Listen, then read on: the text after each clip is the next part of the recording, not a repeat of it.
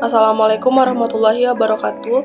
Saya Afifah Rahma Aulia dengan nomor NIM 2042072 dari Prodi Ilmu Administrasi Negara Fakultas Ilmu Sosial Universitas Negeri Padang. Pada video kali ini, saya akan membahas materi tentang dasar-dasar perilaku individu untuk memenuhi tugas pertemuan ketiga mata kuliah perilaku organisasi dengan dosen pengampu Ibu Yulia Hanoselina SIP MAP. Materi yang akan saya bahas yaitu mengenai dasar-dasar perilaku individu. Ada 4 kategori dasar-dasar perilaku individu. Yang pertama, biographical karakteristik. Yang kedua, personality. Yang ketiga, values dan attitude. Dan yang keempat, ability. Sebelumnya, saya akan membahas mengenai pengertian perilaku individu.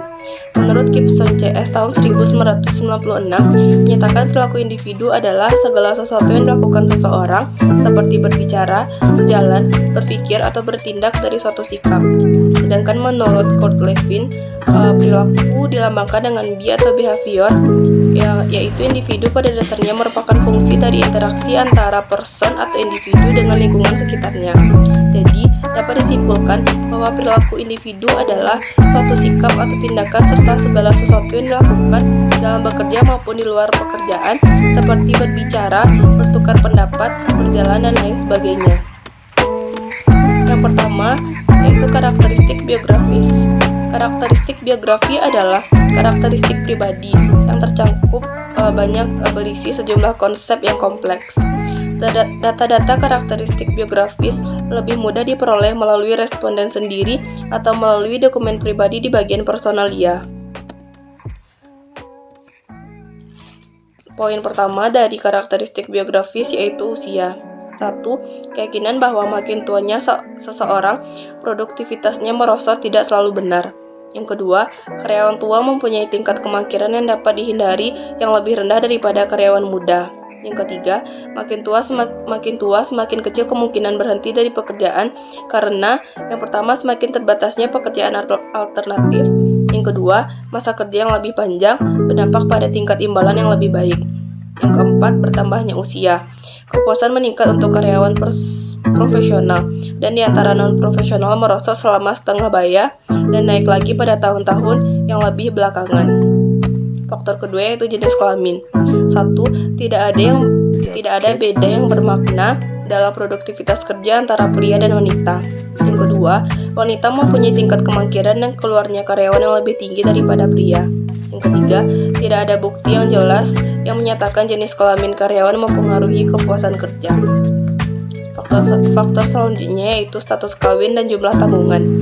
1. Tidak cukup bukti ada efek status perkawinan pada produktivitas. Yang kedua, karyawan yang menikah lebih sedikit absensinya, mengalami pergantian yang lebih rendah, dan lebih puas dengan pekerjaan mereka daripada rekan sekerja mereka yang bujangan. Yang ketiga, banyaknya tanggungan tidak ada pengaruh yang signifikan terhadap produktivitas, tingkat absensi, pergantian, dan kepuasan kerja. Faktor selanjutnya yaitu masa kerja. Yang pertama, tidak ada alasan untuk meyakini bahwa orang yang lebih lama berada pada suatu perusahaan lebih produktif daripada mereka yang senioritasnya lebih rendah. Yang kedua, senioritas berkaitan secara negatif terhadap kemakiran dan pergantian karyawan. Yang ketiga, masa kerja dan kepuasan saling berkaitan secara positif. Yang kedua, yaitu kemampuan kerja. Ada beberapa faktor. Yang pertama, kemampuan kerja adalah kapasitas seseorang individu untuk mengerjakan berbagai tugas dalam satu pekerjaan. Yang kedua, kemampuan individu tersusun dari 2 perangkat faktor, yaitu kemampuan intelektual dan kemampuan fisik. Yang ketiga, kinerja meningkat apabila ada kesesuaian pekerjaan dengan kemampuan. Yang keempat, karyawan akan gagal apabila mereka kekurangan kemampuan yang disyaratkan. Yang kelima, kemampuan intelektual atau kemampuan fisik diperlukan untuk kinerja yang memadai pada suatu pekerjaan. Yang keenam, bila kemampuan jauh melampaui persyaratan pekerjaan, bisa jadi kinerja akan memadai, serta kemerosotan dalam kepuasan kerja. Faktor selanjutnya yaitu kepribadian. Yang pertama, kepribadian merupakan jumlah dari total cara-cara dalam mana seseorang individu bereaksi dan berinteraksi dengan orang lain. Yang kedua, kepribadian adalah sesuatu yang terdapat dalam diri individu yang membimbing dan memberi arah kepada seluruh tingkah laku yang bersangkutan. faktor pembentuk kepribadian. Yang pertama, keturunan atau genetik. Ditentukan sejak lahir berupa sifat-sifat bawaan baik fisik maupun mental. Yang kedua, lingkungan berupa budaya, norma, nilai di mana seseorang dibesarkan dalam suatu keluarga. Yang ketiga, situasi. Merupakan kepribadian orang bisa berubah-ubah akibat perubahan situasi atau koneksi tertentu. Artinya, kepribadian bisa direkayasa atau dirubah, misalnya dengan proses pendidikan dan proses belajar. Selanjutnya yaitu the Big Five model atau 5 model besar kepribadian. Yang pertama, ekstraversi, yaitu mudah bergaul, banyak bicara, tegas, dan percaya diri. Yang kedua, sifat menyenangkan, yaitu baik budi, kooperatif, dan dapat dipercaya dan perhatian. Yang ketiga, sifat mendengarkan kata hati, yaitu bertanggung jawab, bekerja keras, ulet, dan memiliki needs of achievement yang tinggi. Yang keempat, stabilitas emosi, yaitu seseorang yang memiliki kepribadian yang tenang, aman, dan tidak mudah khawatir. Yang kelima, terbuka pada pengalaman, yaitu seseorang yang memiliki kepribadian imajinatif, responsif, kreatif, intelek, dan fleksibel. Faktor selanjutnya yaitu proses belajar. Belajar merupakan salah satu proses fundamental yang mendasari perilaku sebagian besar perilaku dalam organisasi. Belajar menurut pendapat Gibson et al.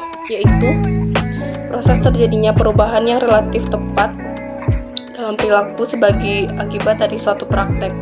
Kata relatif tetap menandakan bahwa perubahan dalam perilaku harus sedikit banyak bersifat permanen. Pendapat secara umum mengatakan pembelajaran adalah setiap perubahan yang relatif permanen dari perilaku yang terjadi dalam hasil pengalaman.